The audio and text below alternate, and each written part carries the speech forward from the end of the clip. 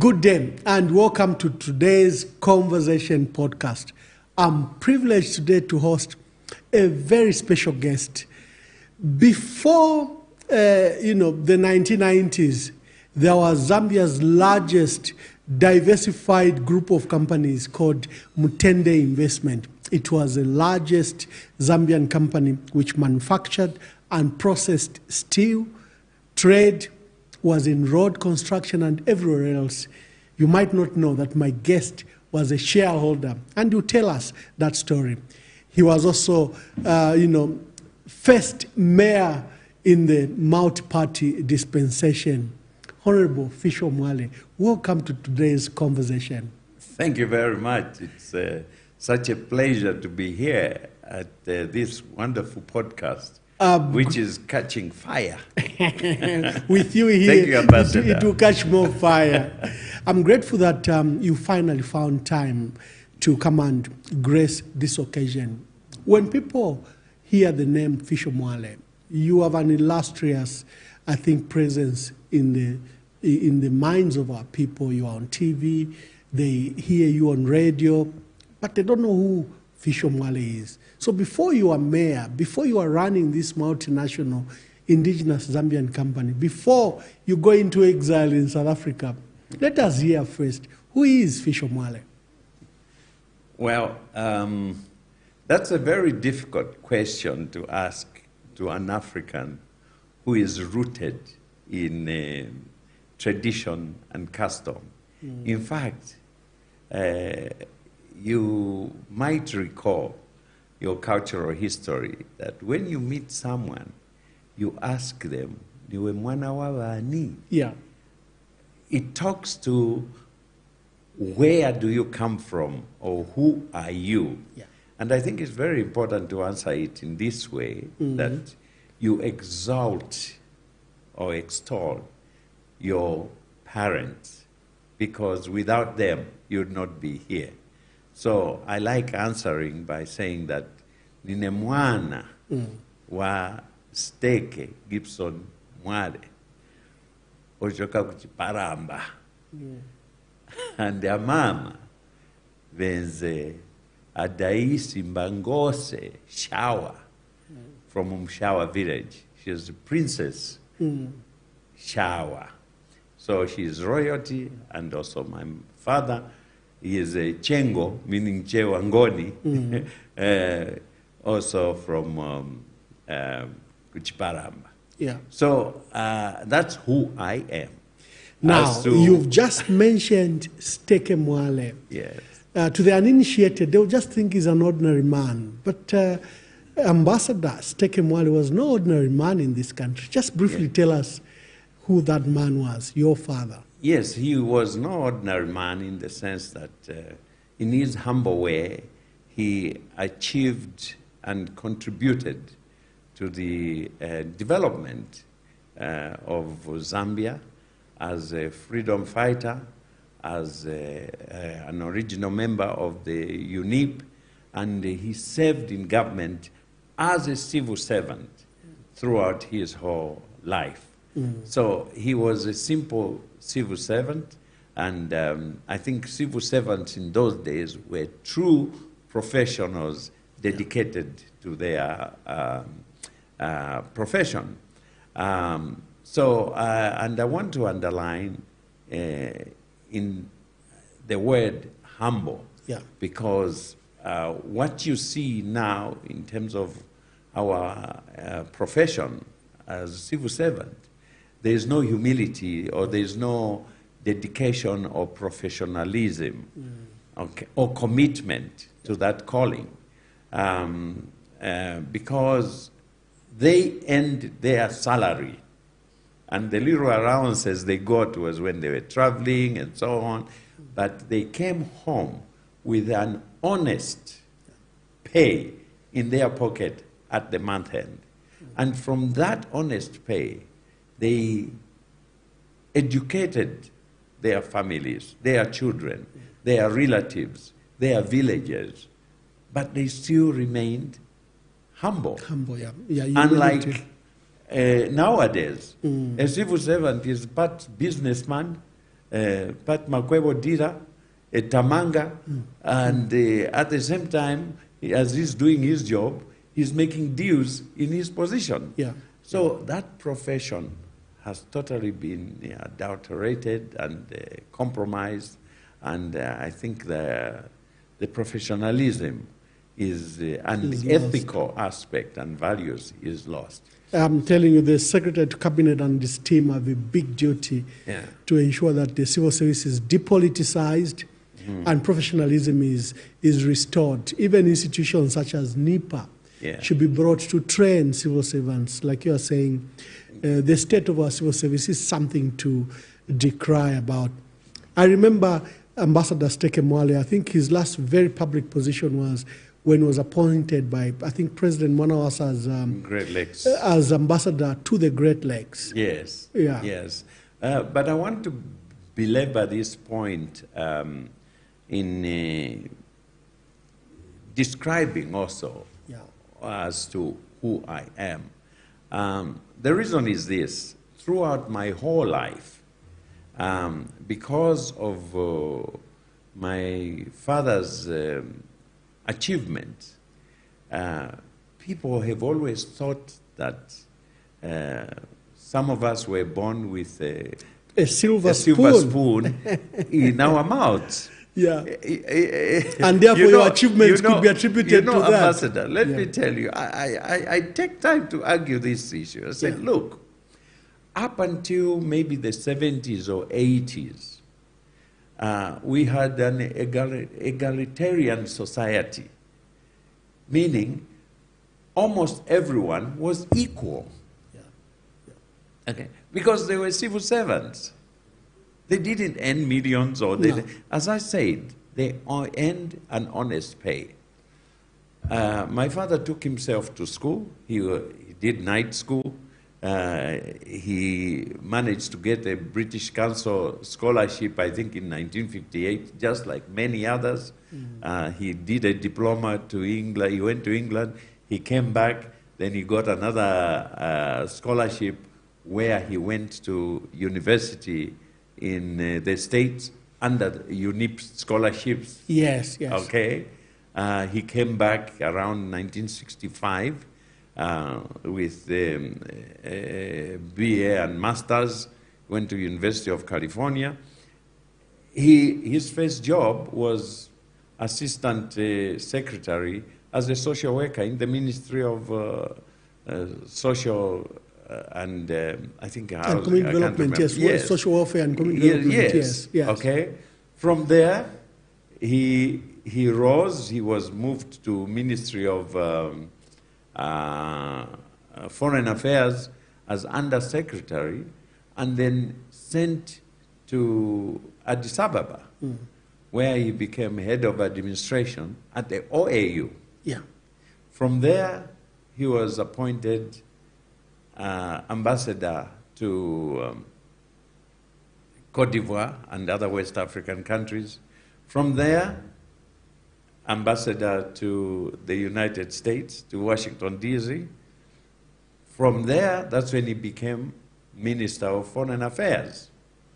But throughout all this period, he had a basic salary of maybe 2,000 kwacha, and he managed to create opportunities for us out of his hard and sweat and blood. But the rest of our own achievements was because we went to free schools.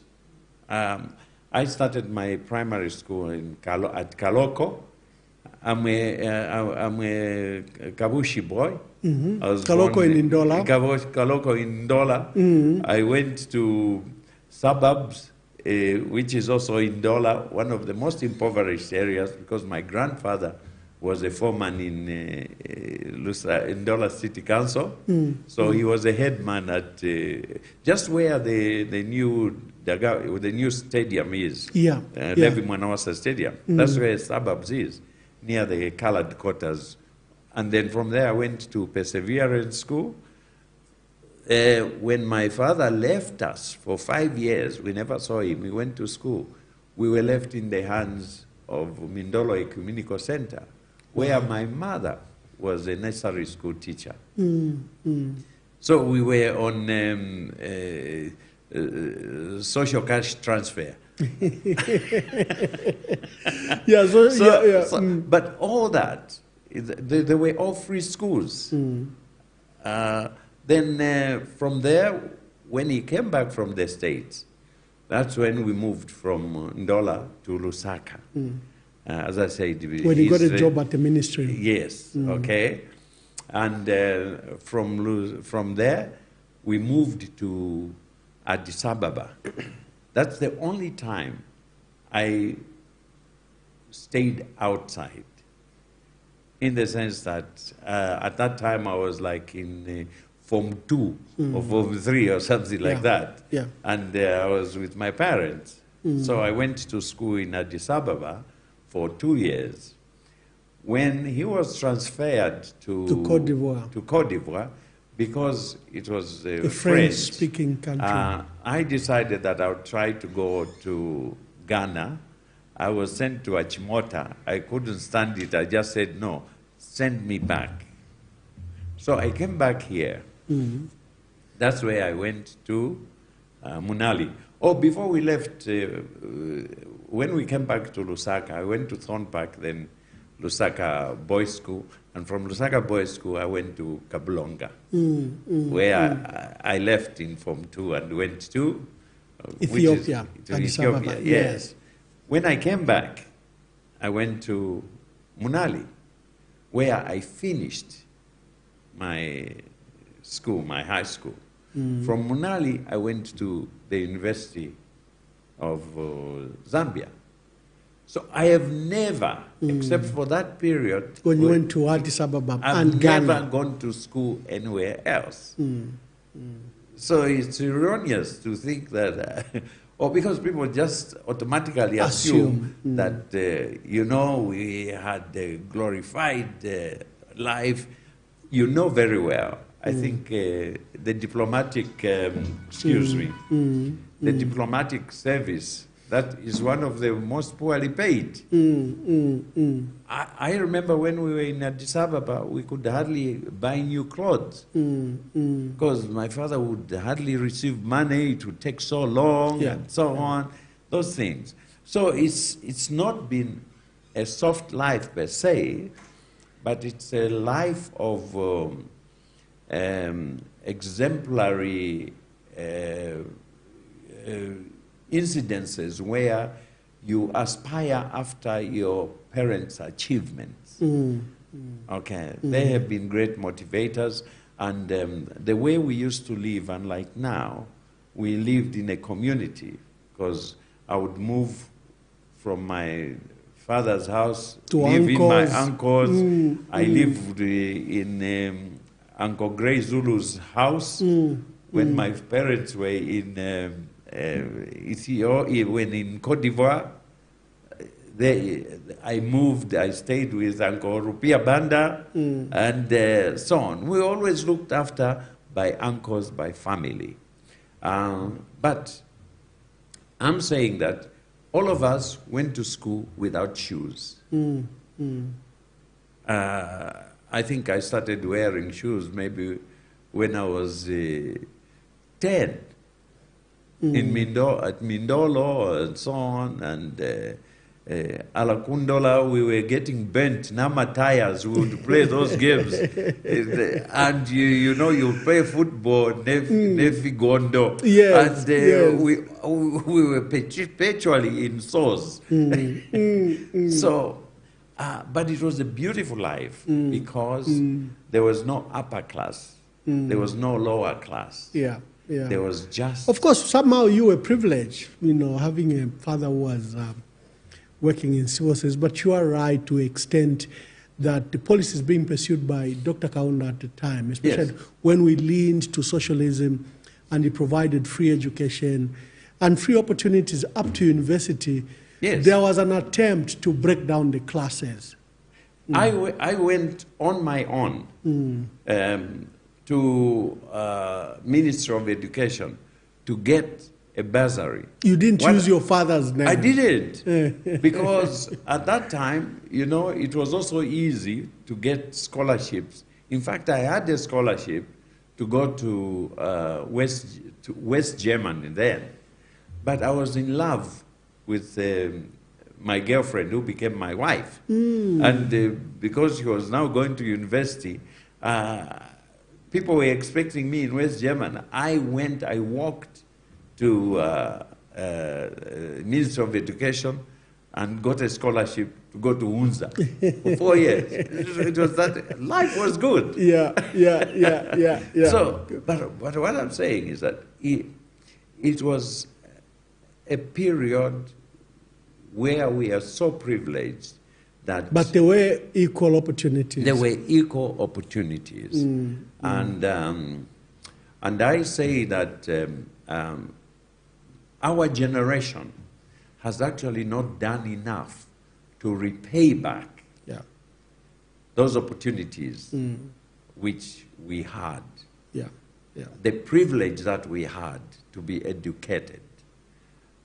Even politically, I think at some point we abdicated our responsibility to leadership after having been trained, after having been educated, put through, being exposed and so on. So there comes a time in life when you do regret that what have I given back to society? Which has given me so much. What did you study at the university? And I learned that you met your spouse pre-university, university to date. Yes, I met her when we were both in secondary school, high school. She used to go. She was going to Kamwala at the time. Which was Prince Philip, I think. Yeah. That was at Munali. Yeah. So, but I studied business administration, and since that time, I have always been in business. So walk us from university. We want to learn about Mutende. Just walk us on your professional life. Okay. My professional life basically started after I left school. I became a management trainee in Zambia Steel and Building Supplies.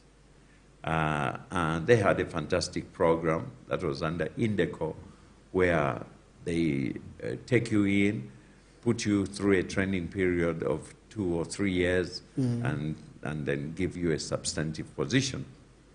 But I think those who showed exceptional skills, I think I was inclined to marketing and so on. Within 3-4 months or so, I got a position as a branch manager in Ndola.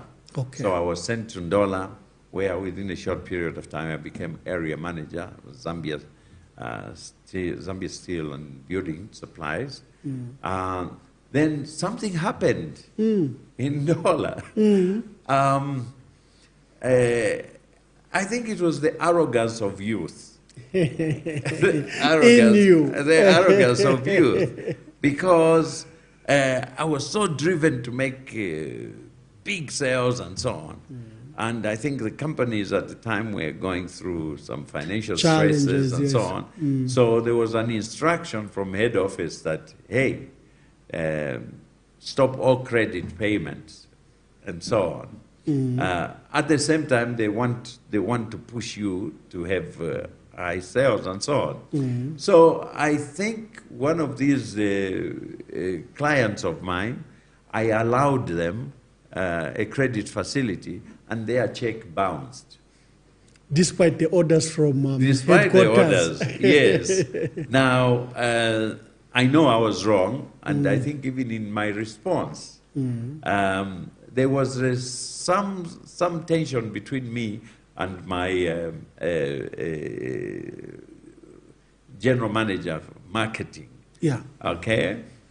And I think I must have been quite rude, so they put me on suspension. And before I knew it, Now, it so happened that 2 months I was due to leave for a master's in the UK. Okay.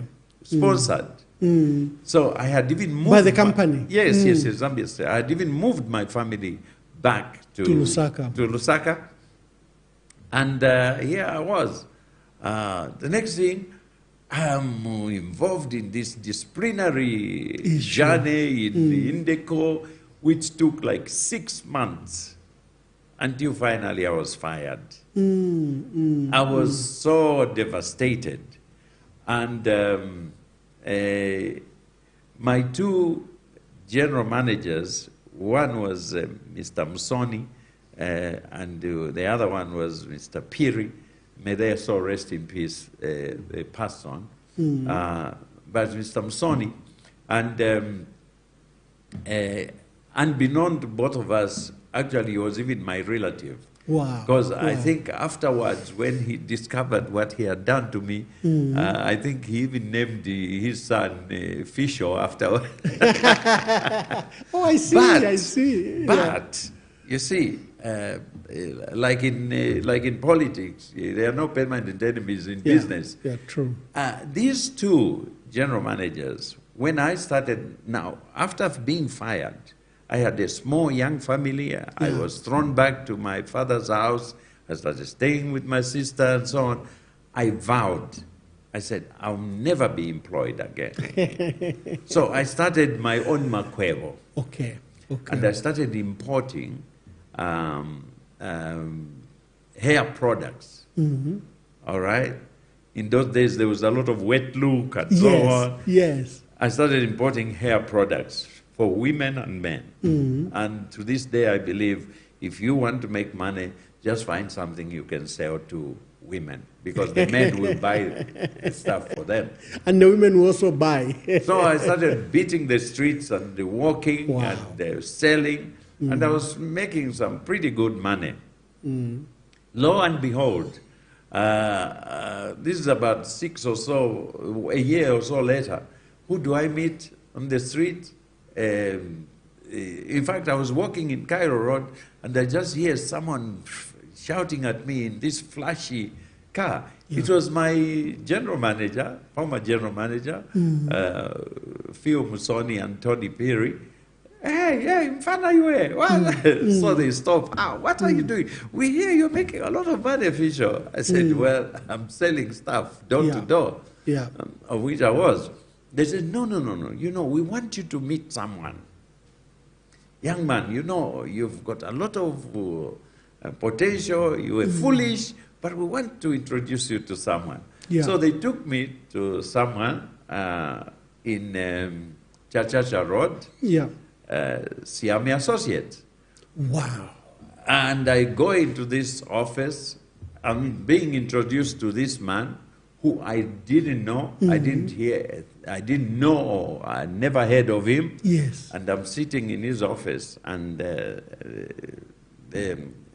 he is small man in stature, but extremely brilliant and intelligent. He introduces himself, Musa Siame, and I'm saying, oh, glad to meet you. And he says that, yeah, I hear you're good at marketing. I want to offer you a job.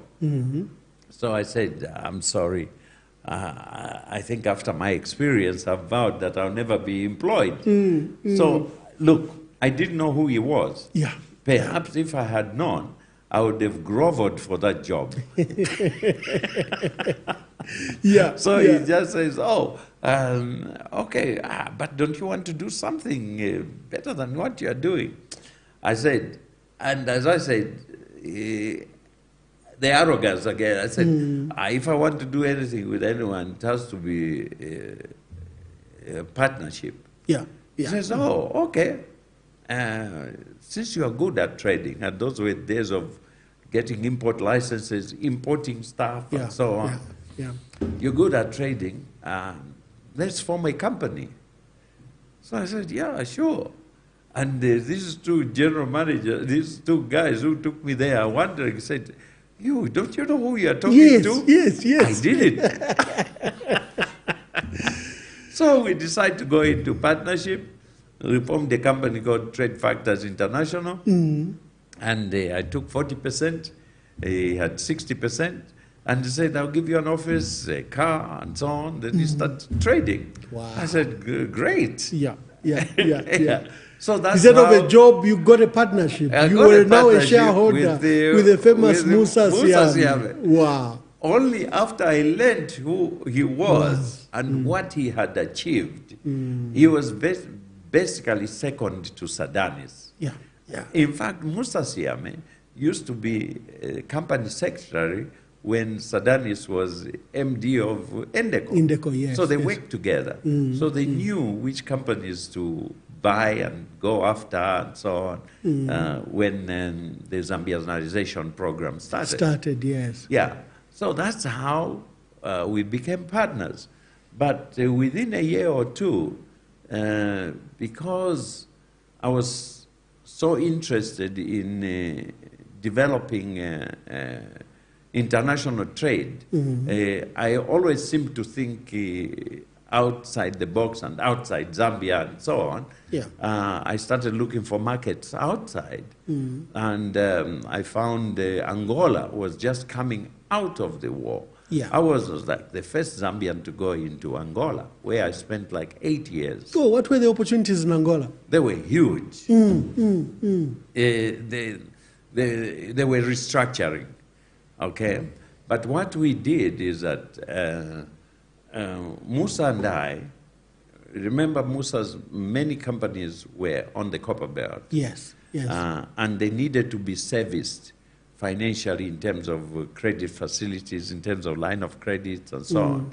So there was a need for a finance company, a trade finance company. Yeah. So because we were working closely with Anglo-America, we saw a company which was an Anglo-American company, and we offered to become partners. Yeah.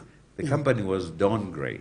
And okay. Don Gray was housed in number 74 Independence, where, you know, that opposite cathedral.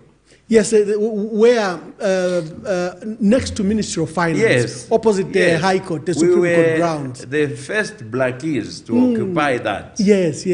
Musa and I and so on. So we bought into a company, which was an Anglo-American company called Don Gray. Now, typical Mzungus, after we went in there, they started treating us like second-class citizens, you see? And we were doing the legwork, donkey work, and so on, and it was becoming very difficult. I remember when we had one board meeting in London, Musa Siame just decided, said, "Young man, let's leave this thing," and so on. And I think I also out of arrogance again, I said, "But Mr. Siame, why don't we just buy them out?" Yeah. Because we've been doing everything in Zambia. This is more or less our company. He said, "Yeah, you think so, yeah?"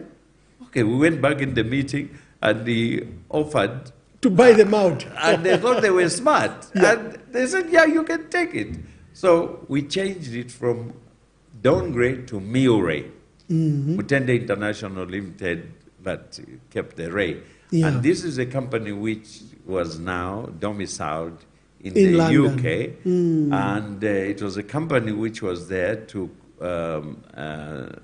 provide trade finance facilities to companies not only in Zambia, but also it gave me a platform to go into African countries. Okay. So this is why at a very young age, I was one of the few Zambians who started traveling to West Africa, Nigeria, Togo, and based in London.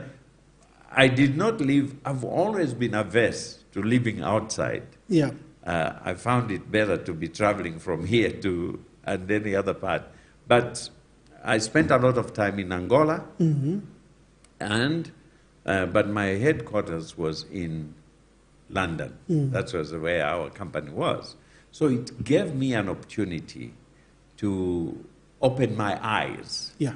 It cemented, I think, what naturally is in me, this passion for Pan-Africanism, this beyond your home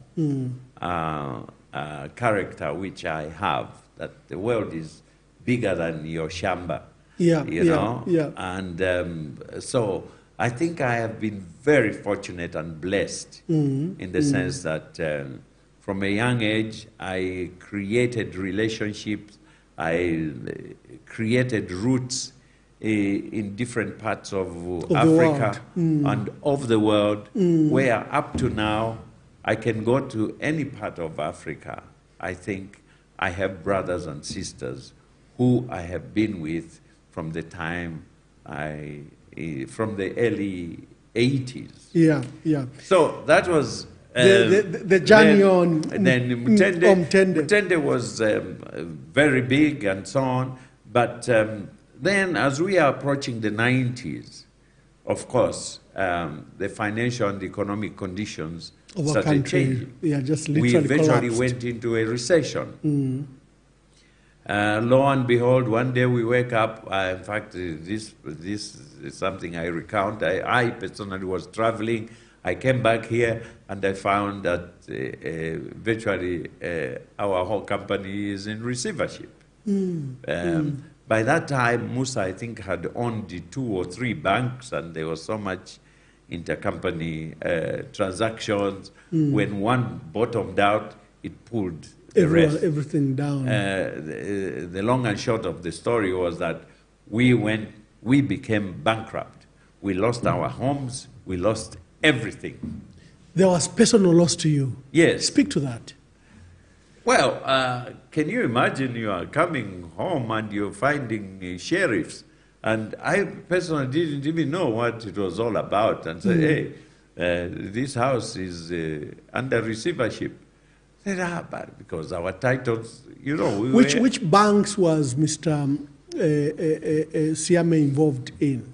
That affected then the liquidity of the other companies.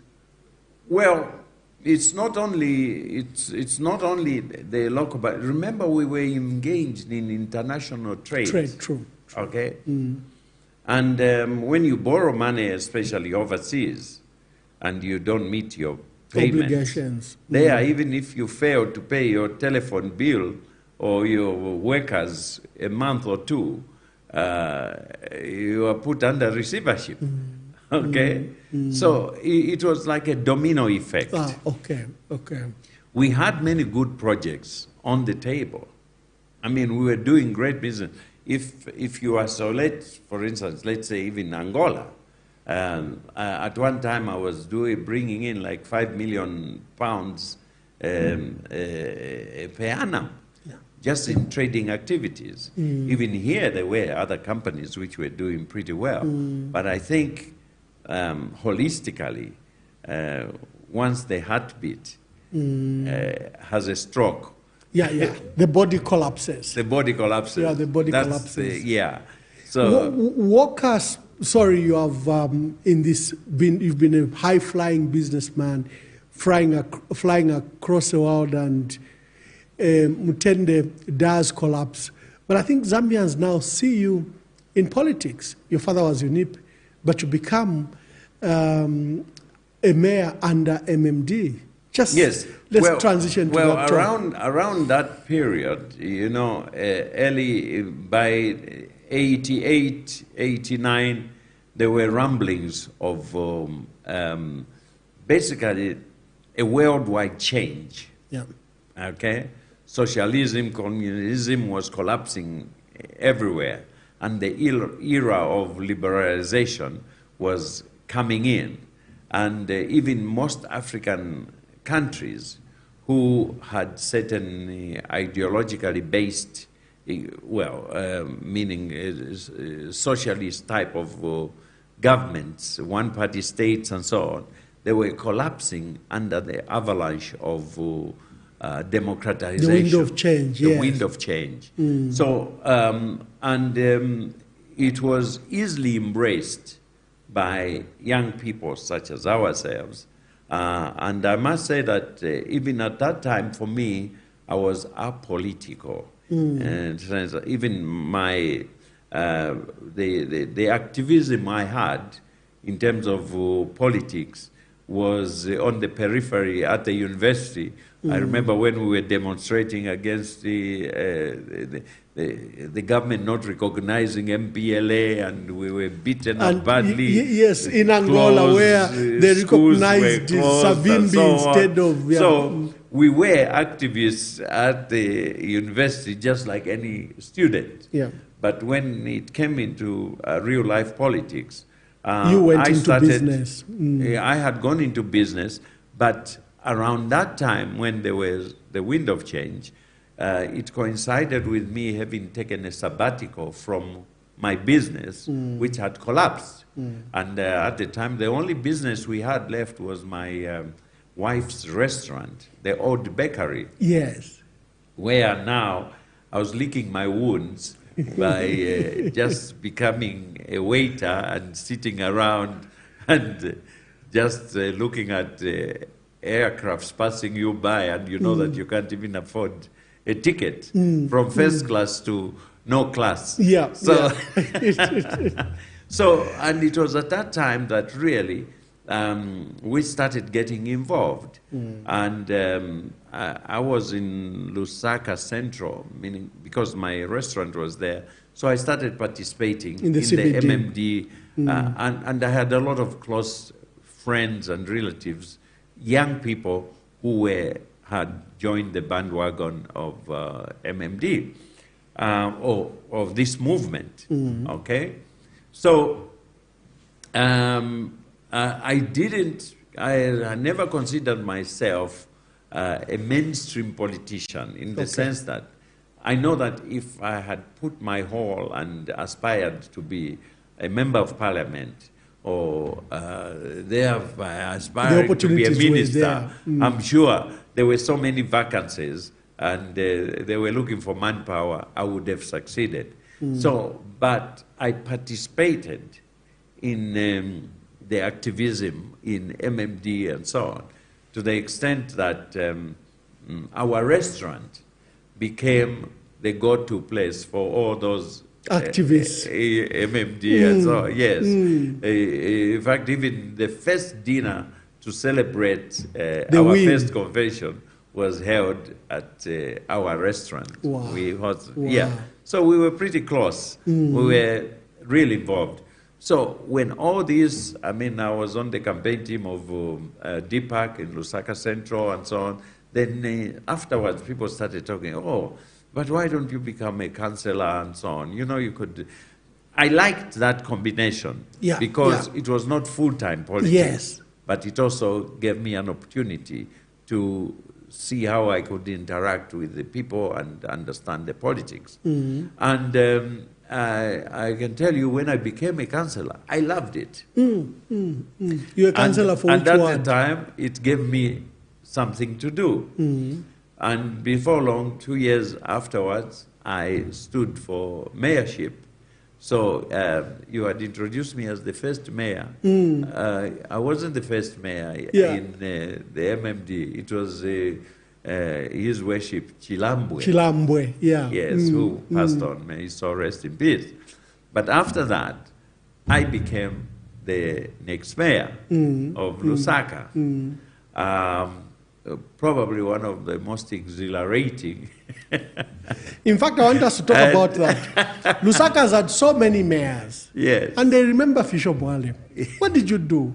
Why do they still remember Fisho Mwale as Lusaka mayor? They may not even remember others in between. Ambassador, I was exceptional. No.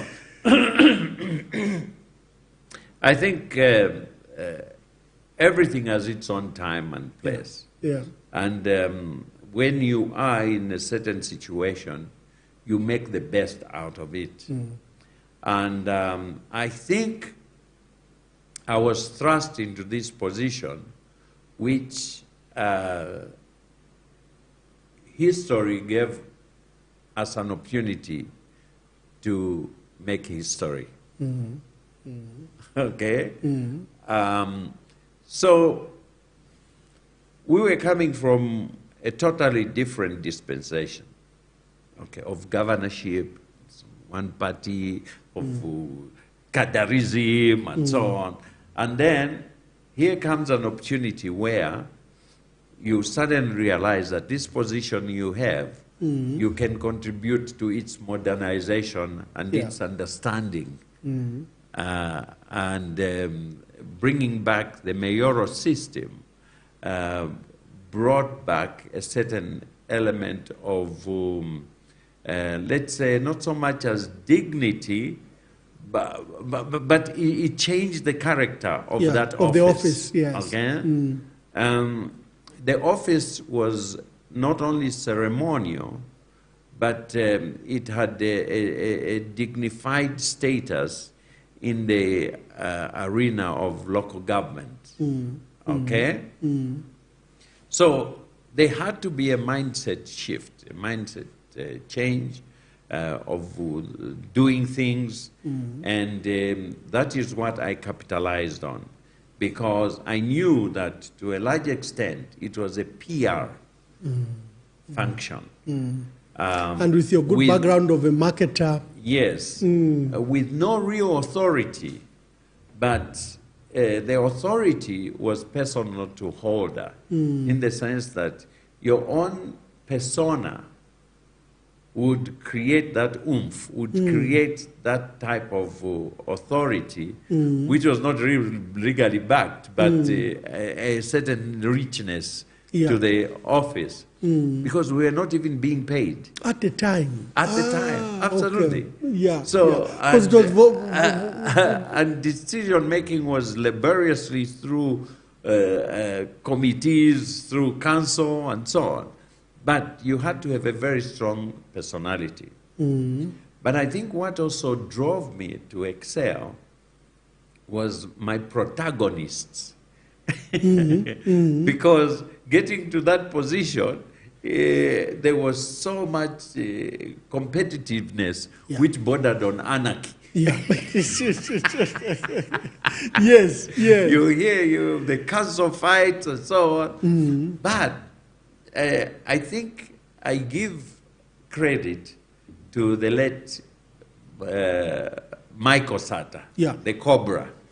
He was local government minister at the time. He was local government minister, and then he became Secretary General to the MMD. He challenged me so much because he didn't want me to be there. Oh, he didn't want you to be there? No, he didn't want me Why? to be there. Because he had his Sata Academy, where there was Winter Kavimba as town clerk, Sylvia Masewo deputy as, to deputy, you. Yeah. No. Sylvia lost to me. Oh, Sylvia lost to you. Yes. Yes. Ah, okay. But Michael Sata wanted, pushed in Winter there. No, as Winter, town clerk. Winter was town. Yeah, we found him there, and but. The lines were drawn. Yeah. Michael, with his team, did not want Fisho with his team. Ah, I see. Okay. So, but the councillors at least ganged up behind me because they could see how we were being victimized and so on. But it meant that you had to be on your toes all the time. To perform. Much as there was this negative hostility, I think it was a positive in the sense that it compelled and made us to excel. Okay. We were taken to court so many times by the King Cobra for one thing or other, every little thing. We were fighting to the extent that at one time my council was dissolved. Suspended. Oh, suspended. For 1 year. Why didn't you jail with the King Cobra? It's historical. Tell me. I think it goes back to their relationship with your Arabi. Father. Oh, with Arabi. Not by, yes. Yeah. Because they interchanged positions. One was governor, then the other one came and took over and so on. And Michael knew my relationship with Arabi. He saw you as Arabi's boy. And here was Michael. For purposes of this conversation, Yes, correct. I can call him Michael. Yes. No, because you know that's him. what we called him. Yeah, okay.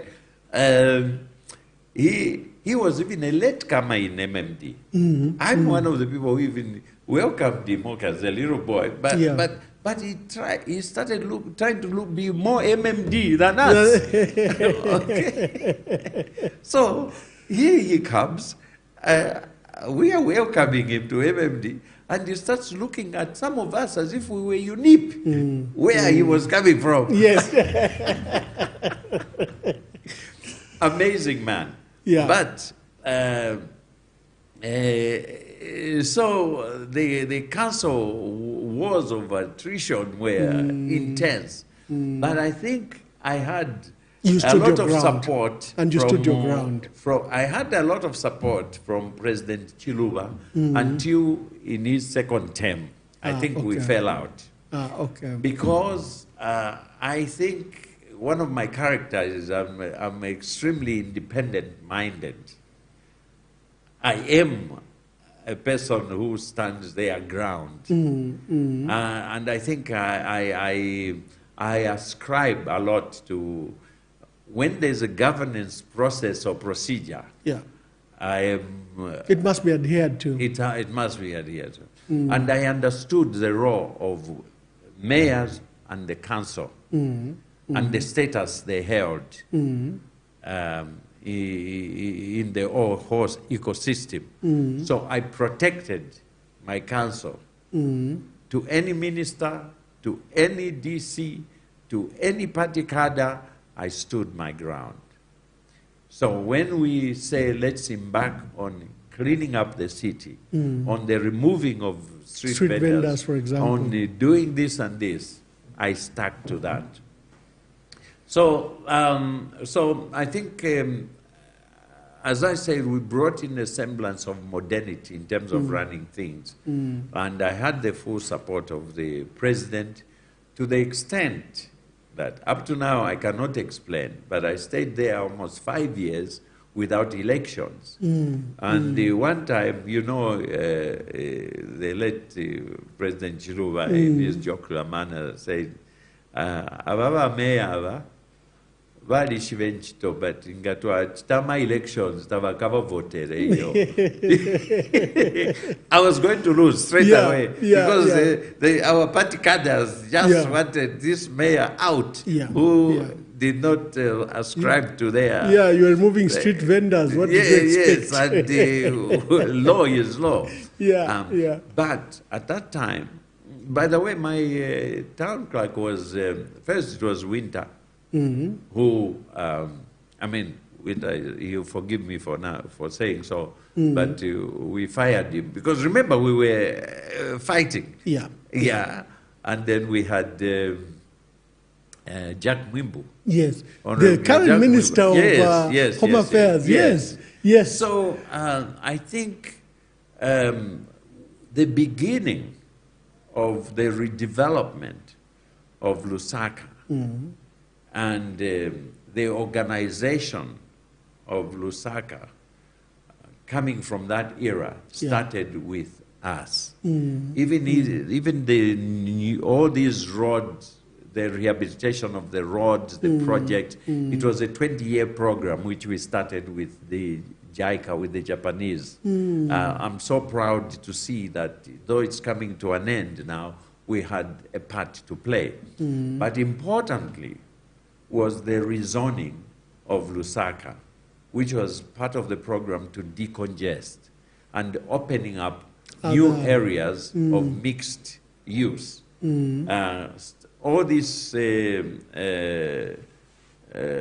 North Mid, Long Acres, I mean, I privately say that I'm the conceptualizer of the first shopping mall in Zambia, which is Manda Hill. And this is a project which I took through my good brother and friend Eric Sirwamba, who facilitated a meeting with the President Chiluba and said that... the developers had come to the council, that they wanted to develop the shopping. I brought the developers. Ah, okay. Not that they had come to the council. I conceived of that idea, okay? And even what we had in mind to develop there was not what finally morphed. Turned out to be. Because at some point, nobody believed that we could have a project such as that. Then when from private money, yeah. Then when it came online, one day I received a call from the minister, may he so rest, Benny Mwinga, said, Mayor, I think this project is now too big for you. We are taking it. Yeah. Because the president said we must do this and this. We must launch, we must, yeah. I think I fell out with the late President Chiluba. I must say my brother, at the time the Deputy Minister for Lusaka Province Deputy Minister, Sonny Mulenga, tricked me. I still have to sit down with him. One day, Sonny Mulenga comes to me in my office as mayor and said, oh, mayor, I've got these investors. We want to put a bridge. We have to put a bridge at your shopping mall at Manda Hill. I said, no, you can't just do that. We must have an EAI and so on. You just can't come up with it. And he had these boas in the office with the shorts, wearing shorts and so on. And he said, no, these are the developers. I said, no, Minister, we don't do things like that. Yeah. And he led me on, because he started showing me this monstrosity of a structure, which is there now. Yeah. And said, no, we are building this bridge. And so I said, no, first of all, this is such an ugly thing. Yeah. And how do you just come up? And so we had an argument, and he had these people next to him. I mean, he should have been fair. Come and introduce the subject to me on a one-on-one. But I didn't want to have time with these boas in Tubudulas who are trying to build a horrible steel structure. Yeah. I didn't know that they were actually church guests of President Chiluba, who had come and they were giving them this contract to build that thing. Okay. So I went on and about. I said, no. I said, we don't do things like that. Yeah. My planning department is not involved, and this thing is ugly. And I even said to him, I said, look, these are 4 spans here. You need 1 span at the university. Maybe you can take this. To the university. By then we had the New Soweto Market, which was my first project, by the way, as mayor. That's another story. The modern market, Soweto Market, yes. So there I am telling of this minister with this, not knowing that it was a presidential delegation. And I think he went and reported that Alana tutuka. Because after that, seriously, I saw a frosty relationship between me and the president. And then I knew that even though elections were coming 5 years later, I mean, okay, it was still my 1 term. You see what power does? Here I was. Power is for 2 years. I mean, the elected position of 2 years, but I had stayed for 5 years. Yeah.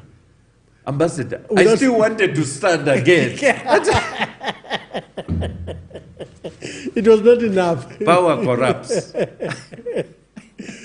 I see. I still wanted to stand again. But I knew that by that time, things hadn't had deteriorated. So the country will remember you by projects while you were mayor. You cited first the rezoning of Lusaka. The whole Lusaka, where we are now, why it is so beautiful and is continuing on a the new more, project. more organized development trajectory. The Meza flats will look like a personal project of President Michael Sata. Did you fight over that project? I didn't even want to have anything to do with it. We even went to court. Yeah, it was a personal project of President Michael Sata, and we as a council decided to cancel it. Why? Because it was not viable, and we were not privy to the agreement between central government. Between who was there was a notorious Greek man who was a personal friend of President Sata. Memegas. George Memegas. Yes. I think it was George, yeah. George, but we found that project filthy. And we wanted to cancel it, and we started claiming from Memegas because then anyway, I think they tried to reach an agreement where the council was going to pay a certain sum, a certain amount of money, which we refused as a council. Because they built you new housing estates in Chilenje and Kawata. But the quality, the quality was very poor, and the price at which they wanted to make the council pay, the quantities did not justify that amount. Yes. So there was that issue, and it was a legal issue which I think we won as council. Yeah. Then you helped in bringing, I think, the new Soweto market. I think it was built by Israelites. So what was the issue? No, the new Soweto market. What happened is that just on week 1, when I was elected in office, we were faced with this big issue of vendors and so on. And I had made one of my objectives to bring in clean and new and modern trading facilities. So, you know, you are usually given an opportunity with the president. So the first meeting I had with President Chiluba, we were on A1 levels, and I said, you know how your man used to do. Yes.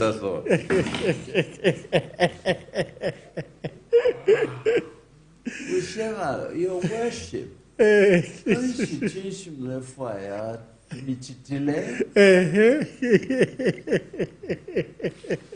you know you're in trouble.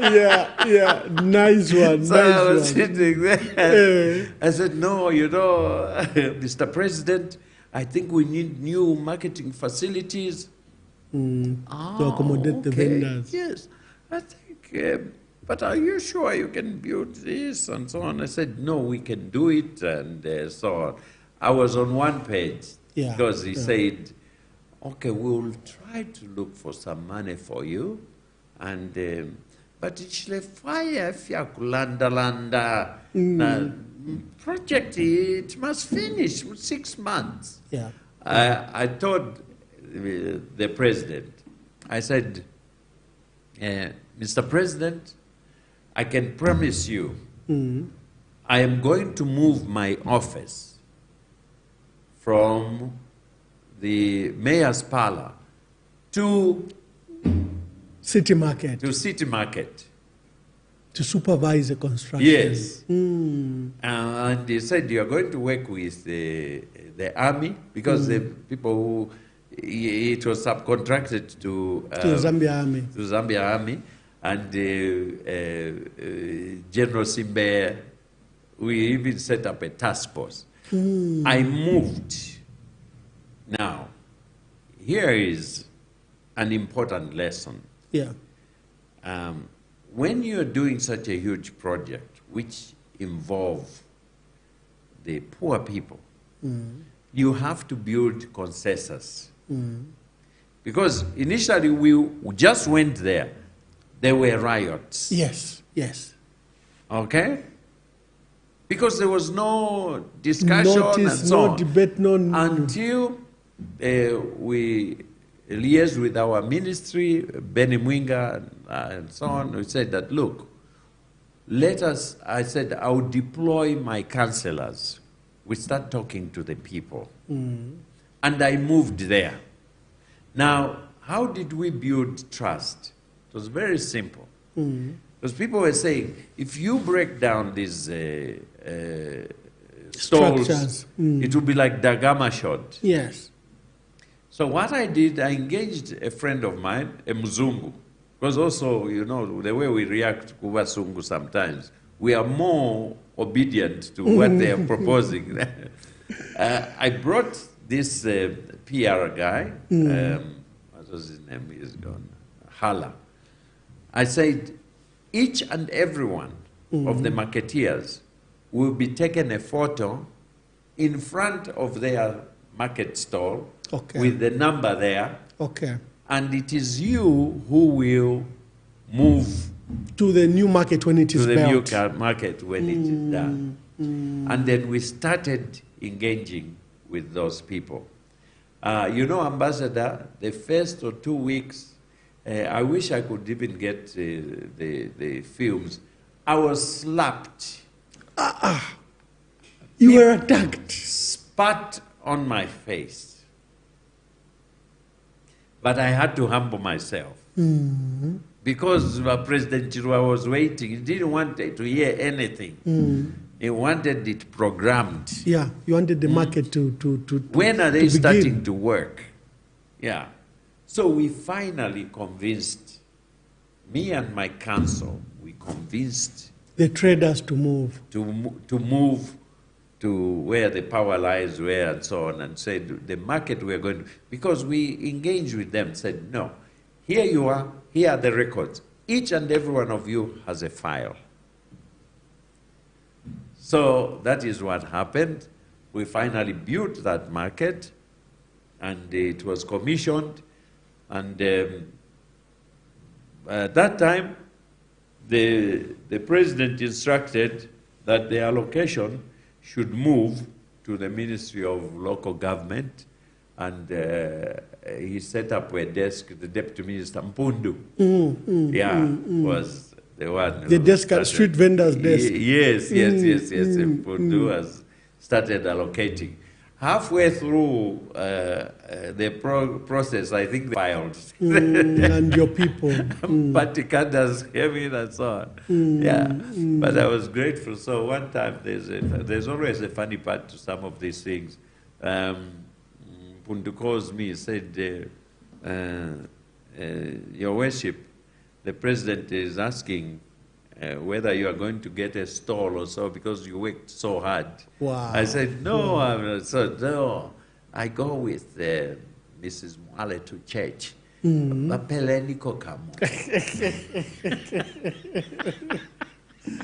So Marisa Mimpela Kokasto. Which we started calling Nikki's restaurant or something, named after my daughter. Yeah. So there are all those issues.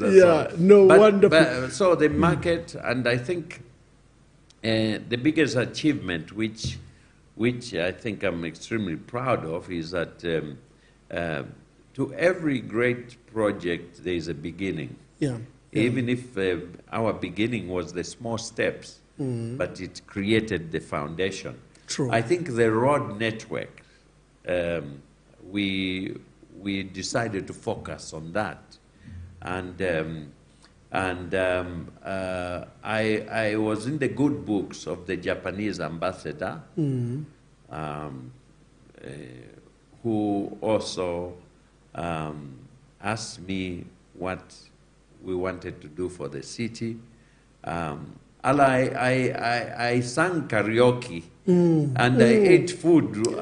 Me and my wife ate food, which we never thought we would eat. At the ambassador's residence. For country, Yeah. for city.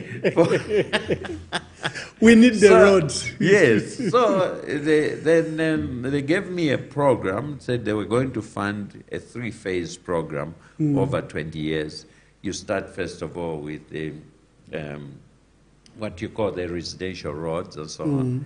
Then the intercity road to facilitate movement from entry into Lusaka or out of Lusaka. From townships into, so that it provides efficiency for workers.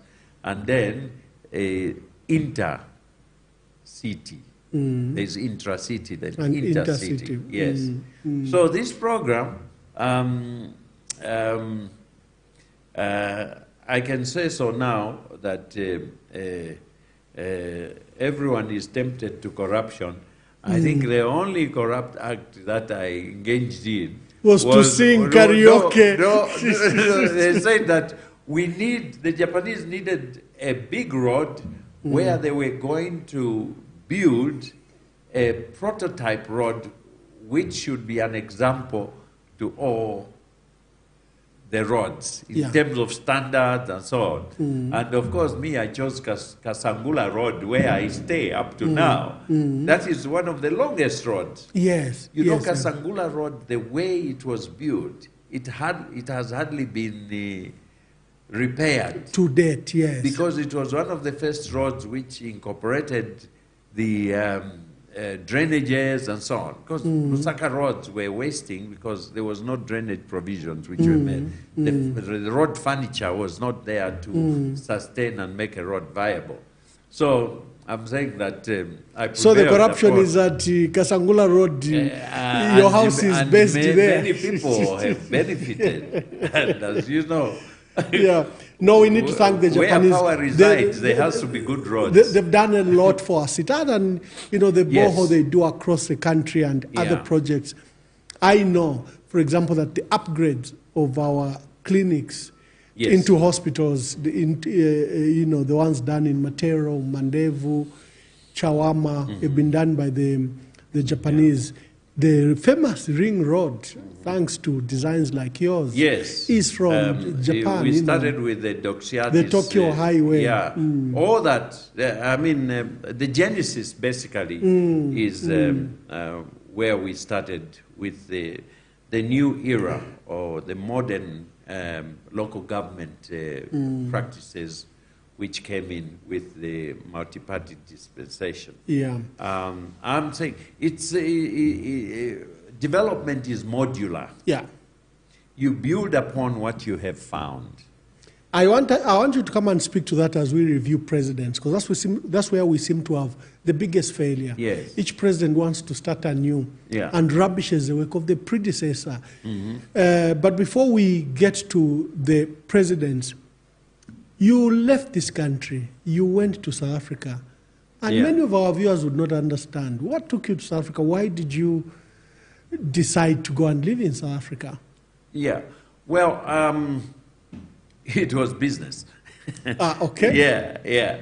But what happened, remember, as I was rebuilding my life as a mayor, and it was a non-paying job, but I continued doing my own business. We had become experts in Mutende in financial transaction. Or the trade finance you were doing under Mutende, yes. Yes, it took us into debt transactions. We started, I think we were pioneers together with, I don't know if you've heard of Sangayakula Sanga and people like Geoff Bizuli. They were part of my team. Yeah. So we, Murray became a finance company which started buying and selling and restructuring debt. Now and the debt business did this include sovereign debt? No, it was sovereign debt. Oh, mostly. Okay. Yeah, and we were doing so under a World Bank project, debt dismantling, which was being run by Warburg. Warburg is one of the major financial institutions which was specialized in this. So it was supervised under the Bank of Zambia. It was a World Bank and Bank of Zambia project. Yes. And most, one or two or three banks, which are still in existence, were capitalized through debt, by buying debt and then discounting it and getting the excess kwacha and capitalizing. Even some of the NGOs like DAP, in fact, at one time, Mr. Sangayakula Sanga, who is a lecturer at the university, might be able to expound a bit. There were even the Catholics who used us to buy debt and then discount it for their social programs. So, debt... How big were these debts, like the ones you were involved in? How big were they? How much was involved? I mean, big. I mean, first of all, sometimes we treat some of these things as if they're exotic. Yeah. But they're everyday things in a modern financial economy, especially at the global level. Look at what happened in Brazil or in Argentina. Brazil had one of the most humongous debt basket, but it was dismantled through debt buybacks, debt dismantling, debt transactions. Okay? So, remember we had a pile of debt here. I think some of the debt which was dismantled under the debt buyback program could have even been about $700 million. Okay. Yeah, because our foreign debt, our foreign debt was 7 billion. Yeah. The bulk of it, lucky enough, then was state to state, so it was easier to cancel those debts or under World Bank and IMF. But also private loans. Yeah. And see, what happens with debt is that you are buying this debt, which, in any case, is an obligation by the borrower to pay back to the creditor. You see? It's this characteristic of us, not only Zambians, but maybe Africans, of entitlement, where we feel that, yes, we borrowed, but because we've not been able to pay, it should be written off. It's an entitlement. You borrow, you must pay back. In certain countries, like I think in Japan, it is in their law that any debt given to any African, to any country, must be repaid back in full. Okay? With interest. With interest. So, therefore, when you start from that premise, you have to understand that the debt is an asset. Okay. Which can be transacted in. Okay? Now, what is in buying and selling debt? It simply means that the creditor or the holder of that debt can decide at a certain point that va ambassador na bafirwa okulipira after 10 years. So I will discount it. That okay, you borrowed $100. I think my debt now is worth $10. Just pay me $10. And you if you recover $100, you'll be lucky. Yeah. But for me, just give me $10. $10. Okay. So that's what people who would transact in debt do.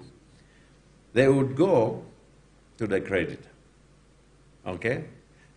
You know, I think I know what I can do with your debt. I'll buy your paper. All right?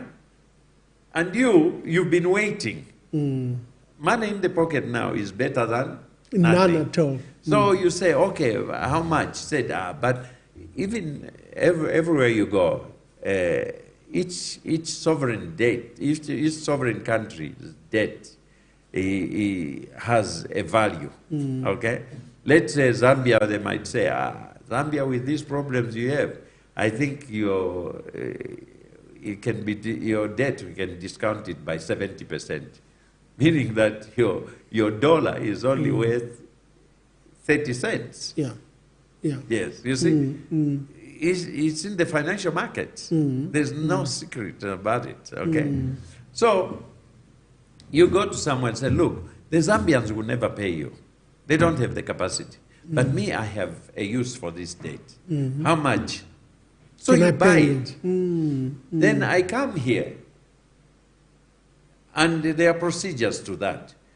That person advises them that, oh, I have ceded the debt. It's no longer mine. It belongs to this Fisho one. Mwale. Yeah. It belongs to Fisho Mwale. Fisho Mwale must know what to do with that debt. As they say, when a blind man tells you, you stone you. He's standing on the stone. Yes. So you say, and at that time, remember, we had a program of debt dismantling where debt was allowed to be discounted. Yeah. You come to the Zambian government that, look, I want to invest in Kafue textiles. You owe me, the first value of this debt you borrowed was 1 million. So, but if you pay me 100,000, your debt will be written off. You save 900,000. But you don't need to give me cash. I want to take up equity in Kafue textiles. Kafue textiles, but my promise is that I will recapitalize Kafue textiles. I will make it work. I will make it start employing people, and so on. So those are the debt transactions. That's what they call debt equity swap. Okay? Or you might just do a straight discount. Say that, look, just pay me out. Yeah. What is the advantage? The advantage is that in the books of Zambia, the ledger, the minute that debt is moved away, means it opens up opportunities to, Yes. for fresh finance. But better still, if that holder of that debt wants to invest and recapitalize, you are reviving The economy. So even us, when we bought that debt, it took us 4 years, in fact 3.5 years, before it reached a situation where we went into litigation. No holder of a debt wants to go into litigation because it messes up your reputation. Yeah. So for us, we said, we want to invest in the DBZ. It didn't work. Oh, we wanted to buy Kapiri Glass factory. It didn't work. We went to fertilizer it didn't work. After 3.5 years, we said, these projects have failed. Now we want our money, but let's negotiate. You owe us 29 million. Pay us 11 million. We got our lawyers. Minister of Finance had their lawyers. We had a consent judgment. It was registered in court.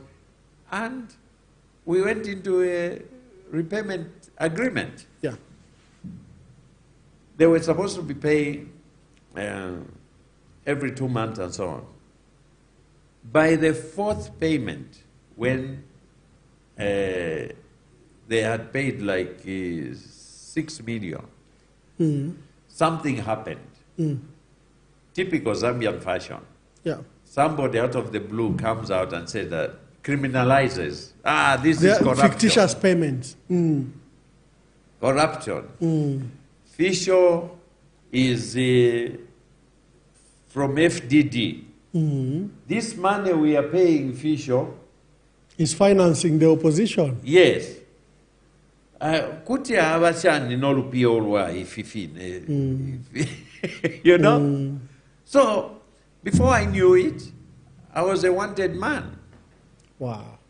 For having, first of all, bought debt which the Zambian government or team was supposed to buy. By the way, This story is, you can Google it. Yeah, Because yeah. I became... The debt with from Romania. Donegal. Yes, from Donegal. I was vilified. I became the voucher. My children in schools, they were known as children of the voucher.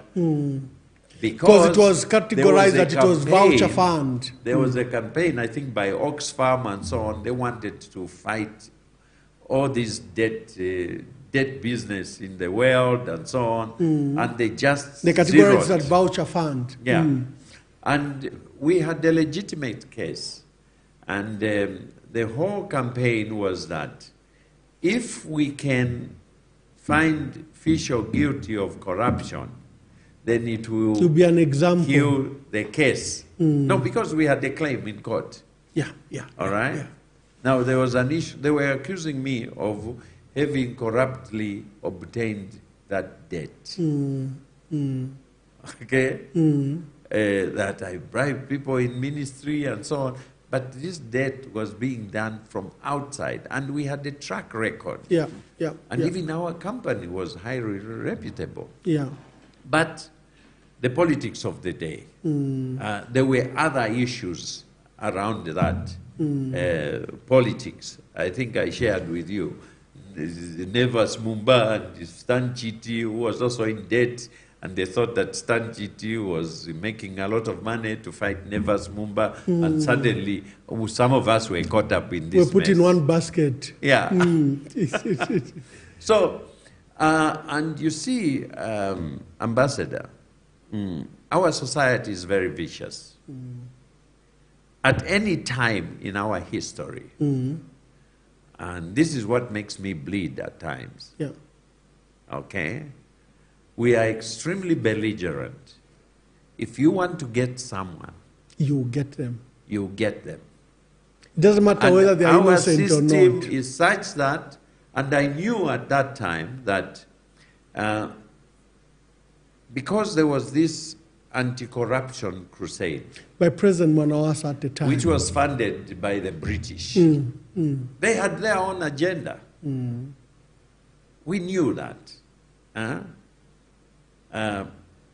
Tony Blair, his brother was the SQ prosecuting all these cases. Yeah. And there is a budget which is given for these cases. Yeah. Huge budget. 90% of the money which is meant for that goes back to the UK. To the lawyers and lawyers. Yes. They spent in excess of $40 million for the task force on corruption. Of course, the recovery was... Did it go to Zambians? Yeah. Yes. They pay their own lawyers. So even for us, because we were engaged, now we were put in this basket. Although it was a case which Zambia didn't want to talk much about because they were in the wrong. Since we won. You took the matter to court? Yes. And did you win it? Yes, of course. Ah, okay. Yeah. It was a commercial transaction. And they had abrogated the contract. Now, in that contract, it said that if you default, we revert to the original status, which is 29 million plus interest, which came to 50-something million. We were claiming 55 million. $55 million. There was a clawback in the agreement, legal agreement. Okay? So that's now what made us vote. But without saying that, it's the Zambians who had abrogated that contract.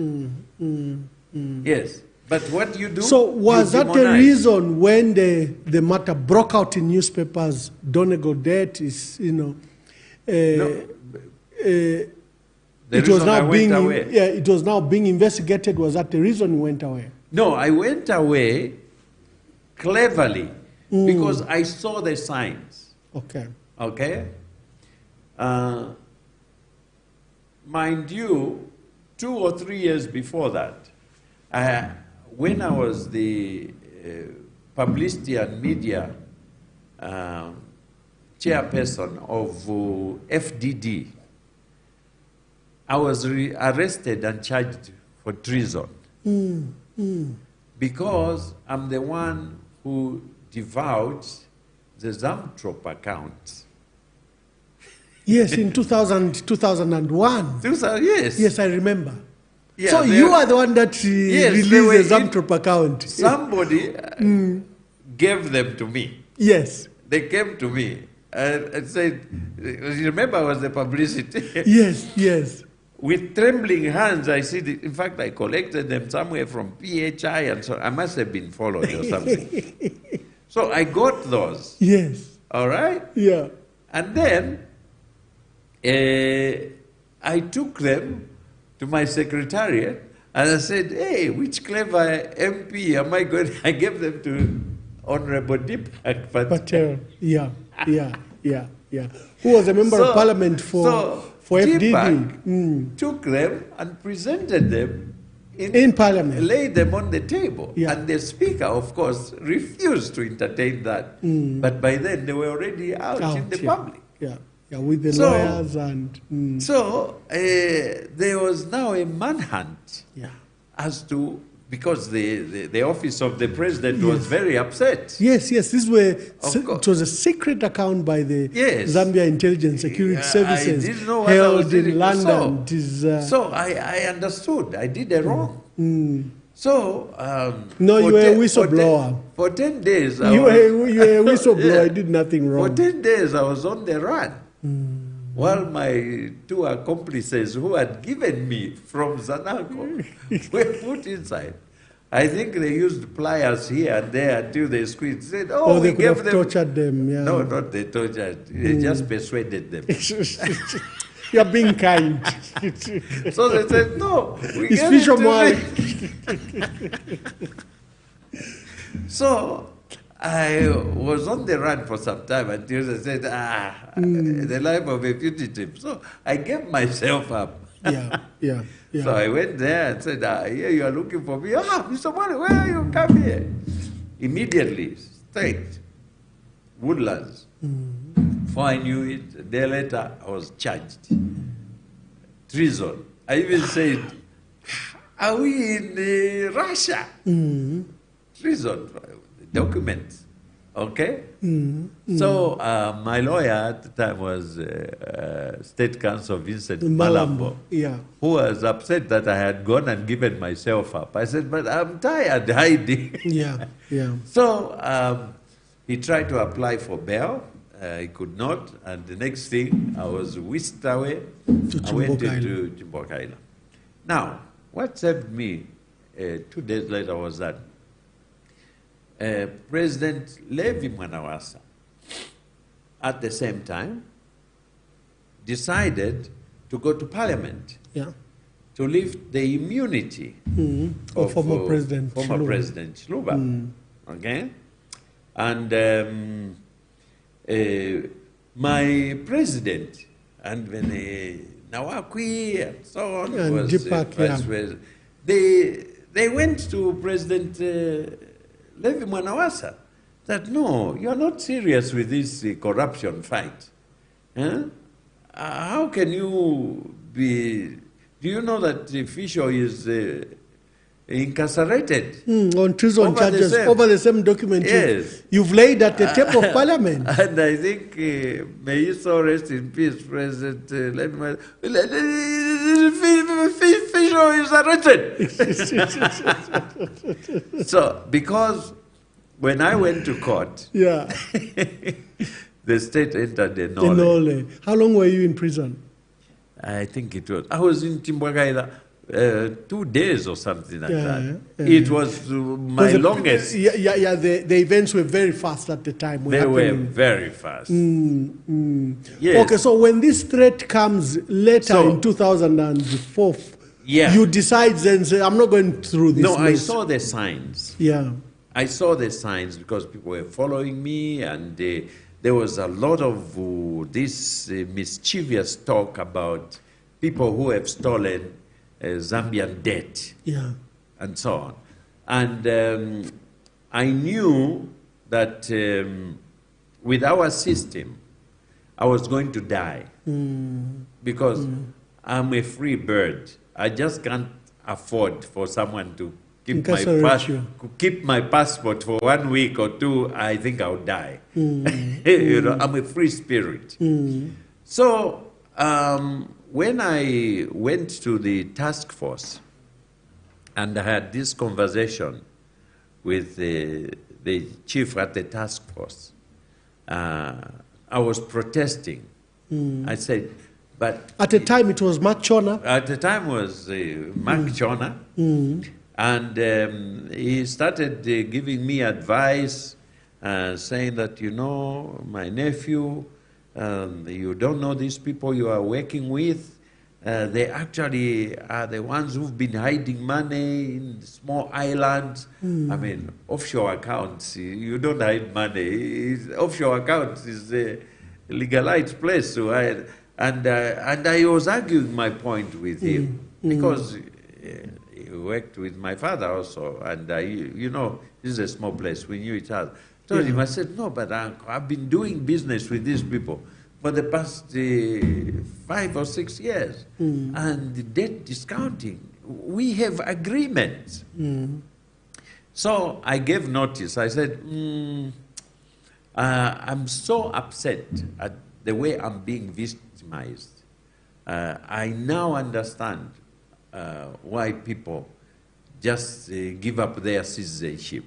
So I said, I've actually decided to leave. So he said, leave where? I said, no, I'm going away because I can't risk my family and so on. So I gave a certain date when I was going to leave. A future date. But when I saw the signs, the time I left the task force, I just called my wife. I said, take me to the airport. I'm going to buy a ticket. That was 10 o'clock. I bought my ticket at 13 hours on the SA flight, left. Wow. Until 7 years later. You didn't get comfort from Mr. Mark Chona. You knew they were going to come for you. Yeah, I knew. Yeah.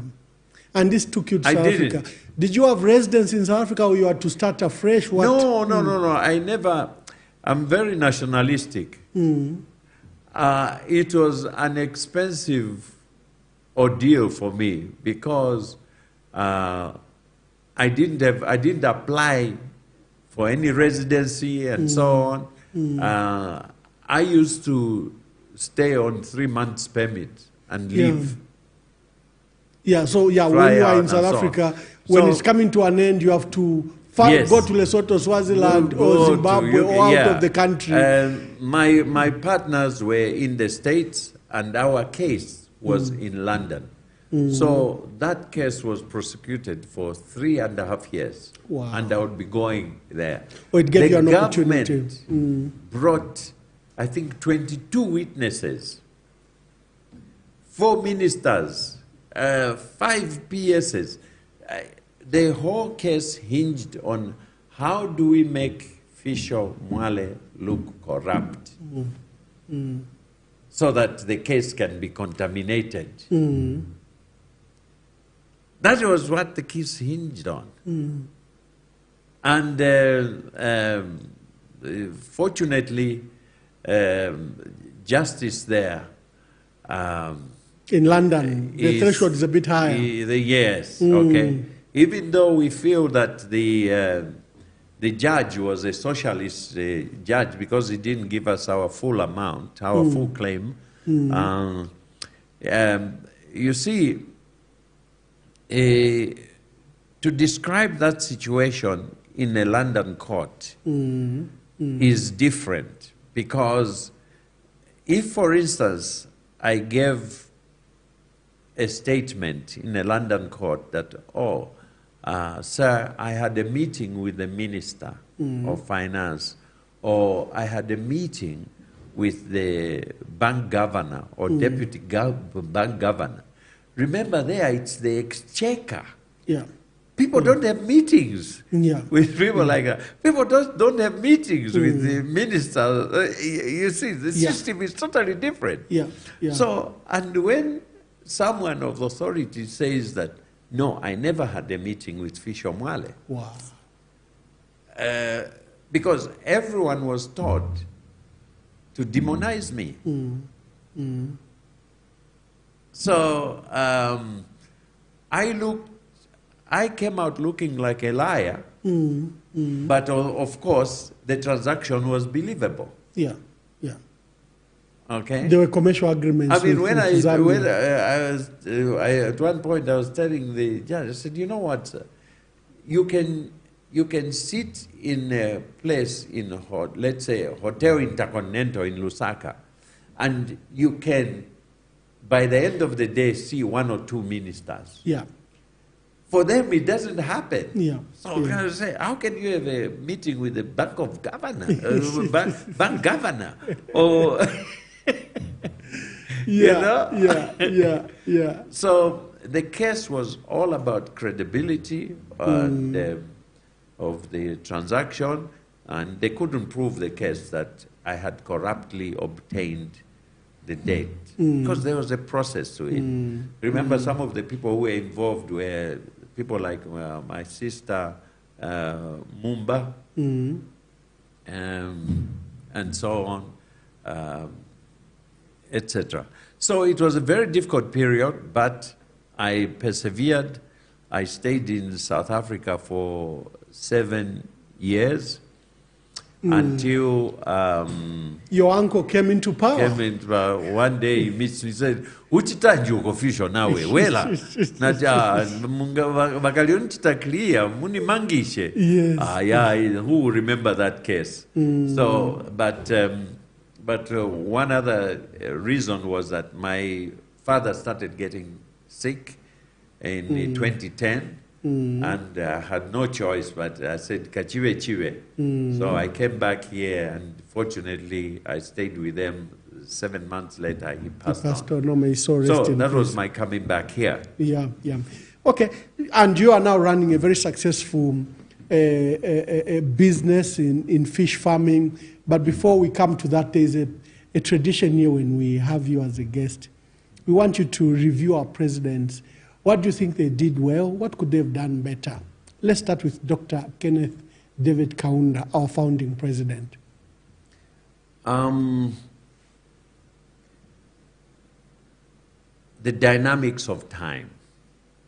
I think as a leader, you have to be mindful of events and reminders or yardsticks or benchmarks which tell you that your time is up. Okay?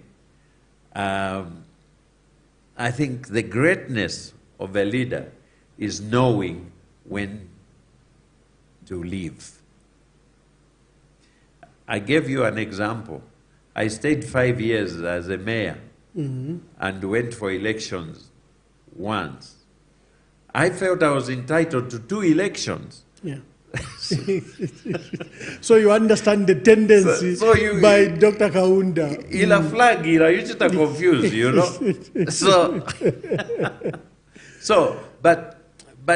But for him, in fairness, they are historians or scholars of history will look at the context. You see, President Kaunda took us through a very difficult period, which none of this new generation will even be able to understand. Even my kids, when I talk to them about the liberation struggle, the freedom fighters, the bombings which used to take place here, even what it is between white and black, okay, they will never understand. It was a very unique period of liberation. Yeah. Okay? And coming out of that whole period, when was it stable to say it is a normal period now, I can have my presidency? Okay? It's like a president who discovers oil in his last year. He'll be reluctant to leave. Yeah. Because he wants the accolades and the benefits. He wants to enjoy them. Yeah. But I think timing is of utmost importance. And that is where I think presidents should not lose humility. They should not think that they're indispensable. Okay? They are just human like all of us. Yeah. They eat, they sleep, they cry, in their loneliness, they do the same things that we do. Yeah, it is just the status of the office which sometimes denies you a reality check. Dr. Frederick Chiluba. Dr. Frederick Chiluba, the same, he forgot. Okay? Look, I blame Dr. Frederick Chiluba for denying some of us a shot at the presidency. Because what happened was that when he was coming to the second term, FTJ was a fantastic president in the first term. Second term, he became arrogant. Okay? And maybe at some point he said, let me do these things since I'm not coming back. Then there was a time when he said, why shouldn't I come back? And he allowed the narrative for a third term. Now, why am I saying he stopped some of us? Because my good mentor, Michael Sata, saw an opportunity. Okay? Let me step back a bit. You know, when we started in the MMD, there was this layer of leadership, the young Turks, the young educated layer, which in his wisdom, Chiluba wisely put most of us in the deputizing roles. He was actually preparing us for future leadership. Yeah. You see? Now, that was a layer of highly educated, highly qualified personnel. Then he put experienced, a mixture of new and old and so on, as the first crop of ministers and so on, to provide the leadership. But we were being grounded, we were being oriented into leadership position. All right? Now, some of those old people, like, I'm trying to be a scholar here, I'm trying to be a historian here. This perception might be my own personal interpretation. It's a conversation with Fisho Mwale, so don't worry. So what I think is that you had erstwhile people like Michael Sata, who saw it their right to be president after Chiluba. Okay? But who was in competition to them? It was these young Edith Nawakwis, these Dini Mungombas, or let's say Fisho Mwales, the young people. Yeah. And people like Michael knew that he stood no chance in a level playing field. So what do? You create a condition where you disenfranchise or remove this layer. You frustrate them. So the process of frustration was to a man with a lot of ingenuity like Michael Sata, politically, were many. All right? We were at the province, some of us, led by Dr. Kawimbe, who also had his own aspirations and so on. The whole province, Lusaka province, which was the first province to declare that we are not going to support the third term. We were removed. Yeah. One reason or other, there were people left, right, as being kicked out. Other people like the Akas and so on, resigned on their own. And so, but we played in the hands of the old folks. Okay? It's at that point that if we had enough guts, we should not have abdicated our right to leadership. We should have stayed in the party that we built. Okay? But this is another issue also. Yeah, it's another story. About our structure of parties. And because succession plans. They are weak in terms of ideological bearing. All right? This is easy, it's so easy to crisscross. Today you are UPND, today you are what? Because there is no foundation which anchors you. Especially ideology. Yes. So we went into FDD. FDD became chicken fodder for MMD and so on. We were wiped out completely. All right? But, so Chiluba allowed that process. Chiluba allowed that process, which failed, but then he created I don't want to use the Frankenstein or a monster, but he created his own nemesis because he did not appoint Michael Sata, who became upset and moved out. All right? He brought in Levy as a stopgap measure. It is my own... Levy then persecuted him. Yeah, it is my own theory, but I can say that unconfirmed reports were that Levy was upset at Chiluba because he heard that Chiluba knew that he was just a stopgap measure. He had another person in mind. So, Levy, I think Levy was fortunate in the sense that, bless his soul, his time was short. Therefore, he could not be fully tested.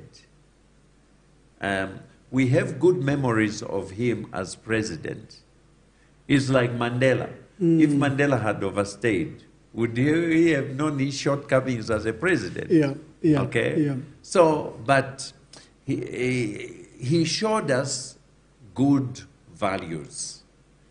He was consistent and he was decisive in terms of decision making, very difficult decisions, okay, which bordered sacrificing his own close friends. He had no friends. His friend was those who served the country loyally. So I think those values, those values are something which we can admire and remember him for. Okay. Your uncle Arabi? My uncle Arabi was also, I have to put, what do you call that? A disclaimer. A disclaimer. My relationship, because, but I had a very good relationship with him in the sense that when we were in the MMD, he was unique. Arabi was calling me as well as my father. Fisho Mwale huko. I said, tamuwina, nitamkwapulani. Fisho, okay. So, niva appoint, I was, you know, I'm fortunate. Because in 1991, I come from a very... Arabi stood in Munali against, I think, Ronald Penza. I come from a very liberal family, and it's a family which I think allows one to thrive in their own individuality. So between me and my father, Uncle Grey Zulu, and so on, you never lost a friendship. I think they are the most democratic people. And for them, they appreciated that this is a new generation which has to carve their own pathway. Okay? So our paths converged again when he became president. But Arabi was a very capable, you see, I think he was underrated in terms of his intelligence and his experience. Okay? A lot of people thought of Arabi, I think the general outcry, thought that he was a villager. But he was one of the most sophisticated, one of the most exposed people. It's just that maybe the presidency came in his life, which does not take away anything in the sense that he was a decisive man. He just didn't have time to implement his program. Because he came in as a compromised candidate who had to have his own time when he won the elections. Okay?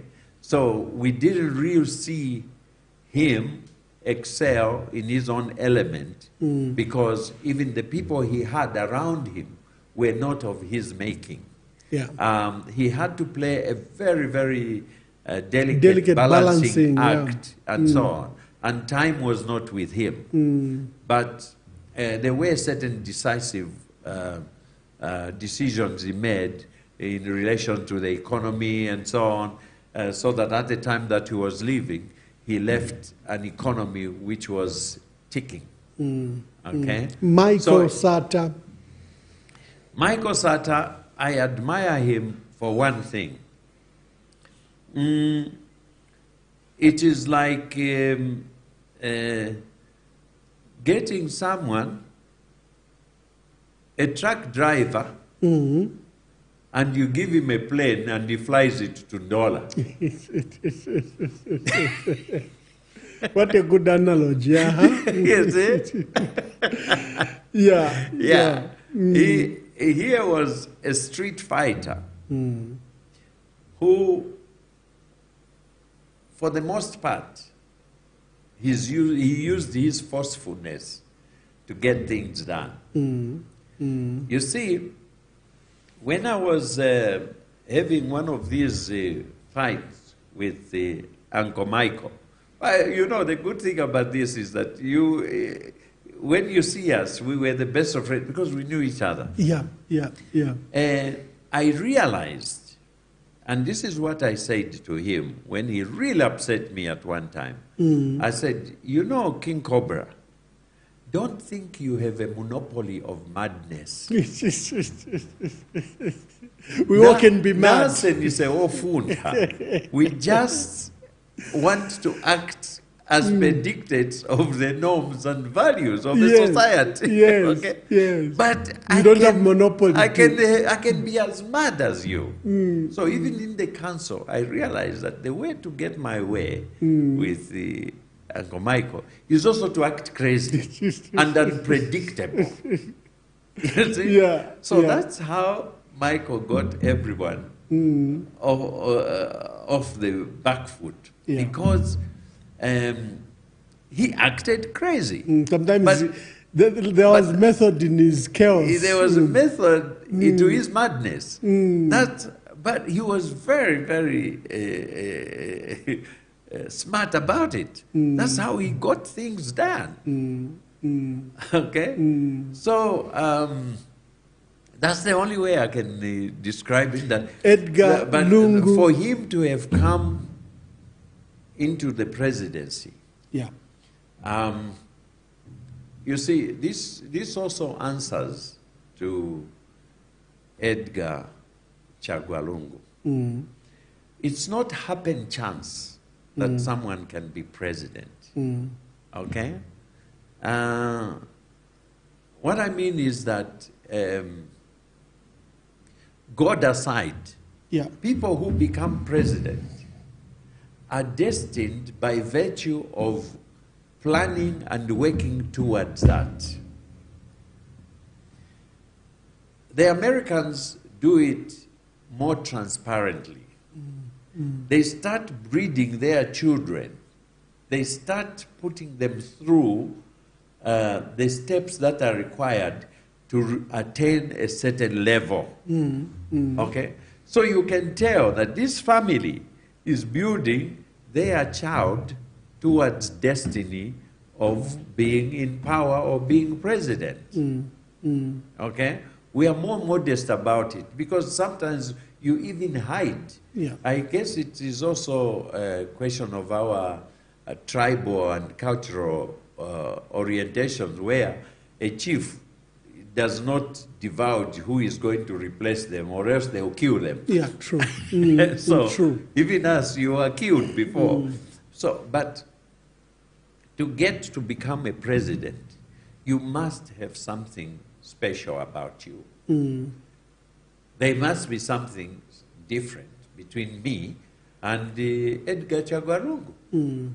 That difference is the one which made him president. Okay? And I got pains to argue to people. I said, look, I'm not PF. Yeah. But the fact that at one point, President Michael Sata gave Edgar Lungu 3 of the most important portfolios is not by accident. Yeah. Yes. He was acting president, he was Minister of Justice, he was Minister of Defense. It cannot be an accident. It means that in his wisdom and from his vantage point, Michael Sata saw that, oh, these are the qualities of this man, so I'm giving him these portfolios. Yeah. He could have given anyone else if it was just happen chance. Yeah. So the presidency